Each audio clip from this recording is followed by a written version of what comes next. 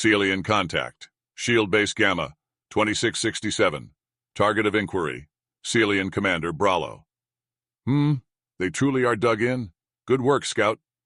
The scout in question silently bowed and returned to his brethren some feet away. Brallo eyed the compound that was his target designated by Chief General Torlak. He was a mighty tactician, but he felt he was getting on in years. The facility in question was built into a vast mountain range that allowed no such travel by foot, unless your goal was to scale the sheer cliffs that were the mountain itself. Luckily for him and his band, they surrounded the plateaus that extended from the mountain that overlooked a large depression that was filled with auxiliary buildings. There was a previous detachment of soldiers before he arrived, but upon his arrival, they were killed. As an urgent response, numerous warships of the fleet descended over the skies above. Emplacements were set up, and a staging area for ground troops littered the area. Most of the equipment used was older tech should the enemy get hold of it. For all he knew, his enemy favored kinetic weaponry and showed no signs to evolve it, unlike his people, which were just now fielding prototype plasma weaponry. They were essential in their formations, so a couple per squad was equipped with the new weapon, offering a new type of advantage in battle. He scanned the main courtyard before the entrance to the facility, and it was barricaded with a shoddy put-together of wood, crates, and vehicle. However, the courtyard to it was open, and so began a systematic raid of dropping troops into the courtyard. He ordered it to be slow to gauge their defenses, to which he received a report from one of the returning pilots. "We've managed to get an idea of what we're working with. They've already breached the facility and their number is few." He reported, "Fighters destroyed the aircraft that transported them, so they are stuck. We can strike now, and I'm sure we'll find an opening." Brallo silently acknowledged the report and issued his next set of orders. "Begin the assault. Ensure we have the main road covered, and continually sweep the perimeter. Main force begin the advance." Brallo issued his orders, and thus the attack began. They cleared the poorly erected barrier to the facility's courtyard, and the enemy already began their defense. Shots were traded, and the dug-in enemy provided more trouble than he thought, but it was as he expected any siege to go, except this time it was only a handful of soldiers they were up against, and their ammunition supply had to be in short supply. After several hours, his suspicion finally bore fruit, and a right flank opened up. A wealth of Terran fighters assaulted their right flank and swarmed the enemy. He initially expected them to go down quite easily, but the enemy combatant was fierce in his defense. The weapon he had was turned into a club, and he began using it against the first wave. He closed the distance quickly, and they were caught off guard, spelling their gruesome defeat. Not trying to shoot their brethren in the back, they hesitated, taking down the lone warrior on the right side. When his weapon was too bent to use, he quickly swapped it to a bladed armament. "He has a knife. Back up," shouted a group of soldiers near the lone fighter. When they were finally clear, he tried to lunge, but was met by a wealth of bullets and plasma fire. His fellow troopers advanced, and a line of the defenders was present to them. Some took notice and fired at the advancing group, catching some, but the amount was too much. He ran out of ammo and, with little cover, was subsequently neutralized. The right flank quickly fell, and one by one the enemy fell. Soon the fighting ended, and now they were left with a set of sealed double doors. "There were more on the last run when we came through," commented one of the soldiers. "Must be dug in," replied another. "Silence. Begin the breaching process. We do not have much time." The soldiers nodded and silently complied. It took some time before they could get the equipment, but they proceeded with haste.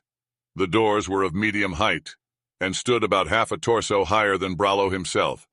He was fairly tall, and found himself taller than some of the enemies he had fought against. Now he waited, the breaching team moving quickly in their process. Perimeter teams, status update. Each gave a board, all clear or nothing new or unusual. He was glad that was the case, and hoped for it to remain as such. Another set of minutes flew by, and the team was clear to finally open the doors. Using a moderate-yield concussion device, a soldier placed it on the weak points of the breach and prepared to detonate it, prompting all within proximity to be clear. A loud crack enveloped the air, and a loud metallic clang could be heard, and the teams peered at the entry with caution. They entered when it was initially deemed clear, and they found themselves in a large reception hall. It extended high into the mountain with an open space in the center, and planes of glass lined the sides. Papers and electronic devices littered the floor and desks of the spaces above. Brallo ordered a small team to digitally collect and analyze all documents found and prepared to send them to the general. When it was deemed clear, the group relaxed and scoured more of the complex. Even after finding nothing more, he denied it, and believed there to be another entry that led deeper into the complex. It was near the end of the main reception area down a long hallway that they found a series of doors, one leading deeper into the compound. Brallo gathered his warriors and set off toward the newly found door and made their way inside. What they entered was a large room that resembled a warehouse. There were crates littered about, and a glass door at the end that read, "Entry to Sub-LVL." A personal translator read to him the meaning and designated that at their next target. The room was dimly lit, and they advanced further when a flash from his left brightened near a crate with a sharp crack. A nearby soldier yelled in pain. His body limp from the lethal shot to his upper chest cavity, just above his protective plating. Chaos let loose and shots were exchanged on both sides. The shots from the plasma rifles lit up many parts of their end that provided an educated guess for a hail of fire into the silhouette. A cry rang out, and a thud followed. This continued for several minutes before shots from the enemy ceased. Brallo and his group advanced warily before noting that the 6 that fought here now perished, and they were free to proceed.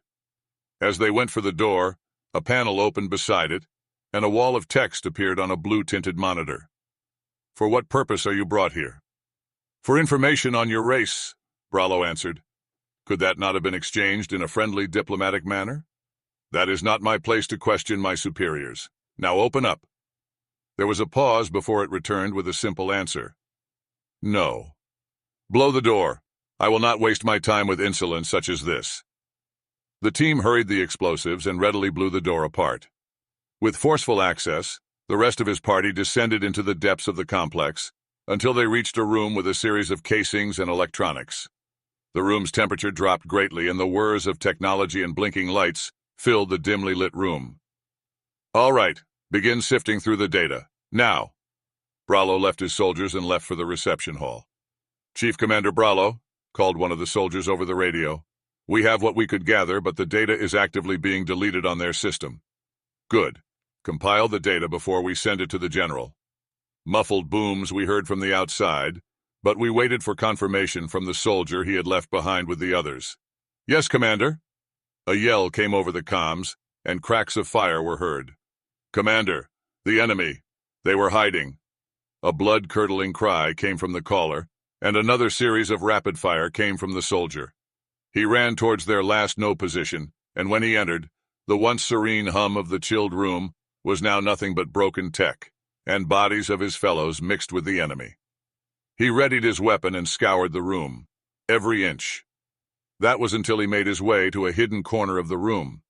What he originally thought was a mirror was now a transparent plane of glass. Beyond it, he found a severely wounded enemy.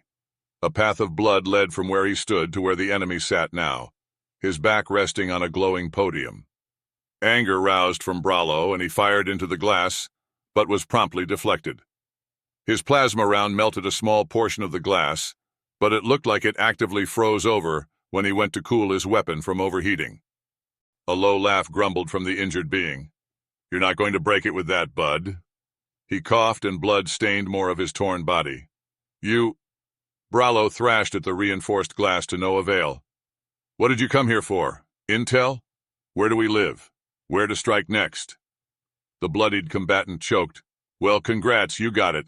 Now get the fuck out of here before this place blows," he said, and a timer visualized on the glass. 0 hours, 4 minutes, and 59 seconds. If what he said was true, then he had no time. As frustrated as he was at the shame of losing his, he couldn't risk it to self-destruct. He ran toward his fallen comrades and picked up the transmitter with the data and made his way toward the entrance. The closer he got, the sounds of war raged on compared to the relative silence when they assaulted the compound. When he stepped into the courtyard, he saw it. Many of his ships fell to earth in fire and smoke. As he gazed upon the sky, He received a call from the general. He was inquiring about the status of the data he had retrieved. As he called, he noticed metal pods from ships he did not recognize rain down and land among his frantic comrades. Some were crushed and others were too far gone from their mind and fell to the brutal efficiency of the enemy. I apologize, but I was unable to pry any further. I have already sent what I could over a secure line. It may not be much, but think of it as my final act. For Celia. The general tried to interrupt, but he continued. Have you not seen the skies? He said, prompting the general to view the compound one final time. The skies have been forsaken here, and soldiers in coffins of steel assault the earth, and masters of death assault my troops. Before he could retort, he gave a farewell and cut the call. He sent the data before he could be captured, and made his way to a brethren who fought in the Depression with the previously mentioned auxiliary buildings. This was their last stand. He began firing towards the ever-encroaching enemy, all who donned black and gray.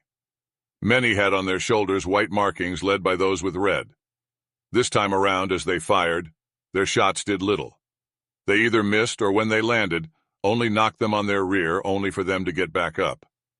They were encircled, and his soldiers fell one by one, until only he remained. What he thought to be a quick death was instead met with silence. He looked around, and the soldiers that he fought were all trained on him in a half-circle, now realizing his back was to the concrete wall that separated him from the inner courtyard. Brallo checked his weapon and found it to be empty. He tossed aside his rifle and prepared his fists, hoping for an honorable beatdown and televised execution. But that didn't come. They all stood watching, and a single man approached from the group. His armor was worn much more than the others, and he wore gold on his pauldrons. He had scar-like damage that ran down the left side of his helmet, and rows of smiling, sharpened teeth scratched onto his helmet with a pair of sinister eyes where a predator would have them. Instead of facing him in what he hoped was an honorable bout of fists, was anything but. The man before him pulled a sidearm and consecutively fired 2 shots into his chest. Brallo collapsed, his breathing ragged and his vision rapidly fading. He looked for the man who shot him and found him standing over him. His translator picked up what it could in his fading consciousness. Well, well, well, he said. Quite a shame. If it were up to me, you'd be dead. He pressed the sidearm against his head. But we just might need information from you.